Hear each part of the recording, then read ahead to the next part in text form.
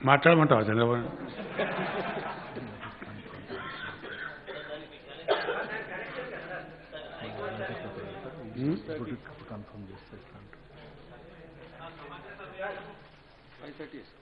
$6:30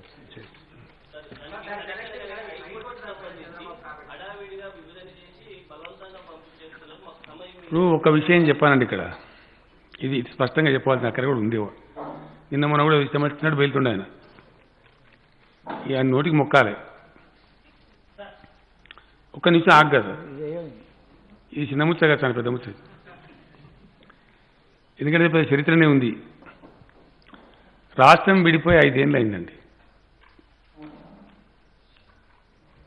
అది విడదీసింది ఇవ్వాలండి పార్లమెంటు. ఇక అది అయిపోయింది, ఫినిష్. మళ్ళీ రివర్స్ కాదు. మిడకాయ తలకాయ మీద ఉన్న ఏ ముఖ్యమంత్రి అయినా ఏ నాయకుడైనా వాళ్ళ ప్రజలకు ఇబ్బంది జరగకుండా వెంటనే హైకోర్టుకి మార్చుకోవాలి, అంతే కదా. 5వ ఏడు గడిచిపోతుంది, ఇక ఈ అడగోలు విధానం దానికి అర్థం ఉన్నదండి. చంద్రబాబు నాయుడుకి ఏమైనా మెదడు ఉన్నట్ట ఏమనుకోవాలి దీన్ని? ఒకటి. రెండవది, ఏది పడితే అది మాట్లాడితే చెల్తుందని చంద్రబాబు నాయుడు అనుకున్నాడు. దానికి అడమైన ఓటు పేపర్లు ఉన్నాయి, వాళ్ళు డబ్బా ఓటు వ్యాన్ కొట్టుడు. అవునండి, అది జరుగుతుంది కదా, చూస్తున్నాం కదా, ప్రతిరోజు చూస్తున్నాం కదా. అది జరుగుతుంది ఇక్కడ. తమాషా డ్రామా అయిపోయింది ఇక్కడ, ఈ తెలుగు రాష్ట్రాలలో పెద్ద కథ అయిపోయింది. ఇది ప్రజలు తెలుసుకుంటారు కదా, చేస్తాం ఆ పని కూడా 100%. This is what is happening. Most unfortunate. Chandrababu Naidu మాట్లాడడానికి ఏమైనా అర్థం పర్థం ఉన్నదండి? తల తోక ఉందా? చంద్రబాబు నాయుడు ఒక ముఖ్యమంత్రి కదా, బాధ్యత గల వ్యక్తి కదా. ఆంధ్రప్రదేశ్ ప్రభుత్వమే డిసెంబర్ నాటికి మేము వెళ్ళిపోతాము, మేము సిద్ధంగా ఉన్నాం వెళ్ళడానికి అని సుప్రీంకోర్టులో అఫిడవిట్ ఫైల్ చేశారు. మేము అఫిడవిట్ ఫైల్ చేసినాం. వీళ్ళు ఆంధ్రాకి వెళ్ళిపోవాల్సిన అవసరం లేదు, ఇక్కడనే ఉండొచ్చు, ఈ భవనంలో 2 కోర్టు జరగచ్చు, కోర్టు సపరేట్ చేయండి సరిపోతుంది మాకు అని నిలగొట్టగానే మేము ఫైల్ చేసినాం. మా అఫిడవిట్ వాళ్ళ అఫిడవిట్ 2 చూసుకొని సుప్రీంకోర్టు జడ్జిమెంట్ ఏంటంటే డిసెంబర్ వరకు వాళ్ళు పోతామన్నారు కదా. గవర్నమెంట్గా ఇచ్చింది అఫిడవిట్, చంద్రబాబు నాయుడు వ్యక్తి కాదు కదా. ఆంధ్రప్రదేశ్ గవర్నమెంట్ ఇచ్చింది అఫిడవిట్స్ ఎవరికి? సుప్రీంకోర్టు ఆఫ్ ఇండియాకు ఇచ్చి, బాధ్యత గల గవర్నమెంట్ ఇచ్చింది కాబట్టి ఆ లోపల అన్ని ఏర్పాట్లు చేసుకుంటారు కావచ్చు.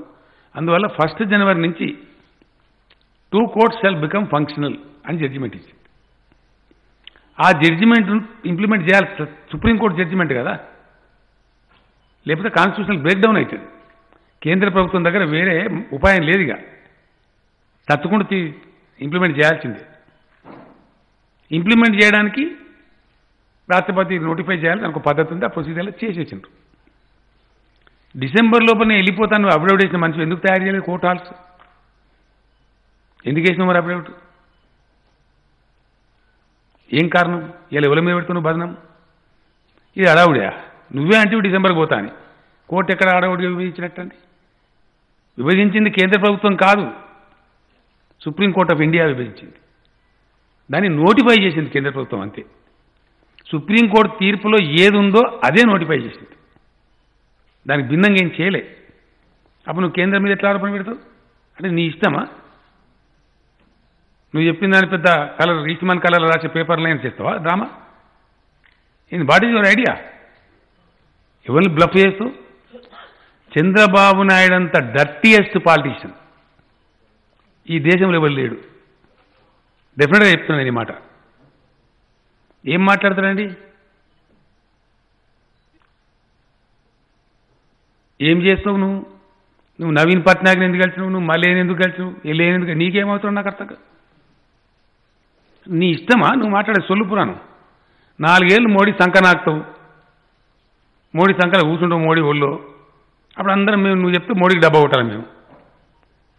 ఫైన్ మార్నింగ్ నీకు ఏదో ఉల్టా అవుతుంది, నువ్వు కాంగ్రెస్ రాహుల్ గాంధీ సంఖ నాకుతావు, మళ్ళీ మేమంతా కాంగ్రెస్ సంగబడి రావన్నా అంటే ఏంది? నాకు అర్థం కాదు నువ్వు మాట్లాడే. అర్థం ఉందా నీకు? ఆంధ్రప్రదేశ్ ప్రజలు వాళ్ళ చేతులెత్తి మొక్కాలి, ఈ డర్టీ పొలిటికల్ లీడర్ ఎట్లా భరిస్తున్నారు వాళ్ళు. ఎన్ని పచ్చి అబద్ధాలు మాట్లాడుతున్నారండి, పచ్చి. సిగ్గు కూడా పడాల చంద్రబాబు నాయుడు అనే వ్యక్తి. కనీసం లజ్జా సిగ్గు అనేది ఉండాలి మనిషికి. ఏం మాట్లాడుతున్నాండి? ఎస్ ఈ should feel ashamed. I'm sorry. ఎందుకంటే హోదా వస్తే ఏమొస్తుంది, ప్రత్యేక హోదా వస్తే అవసరమే లేదు అని ఎవడు వాదించడండి? ఈ మనిషే కదా వాదించండు.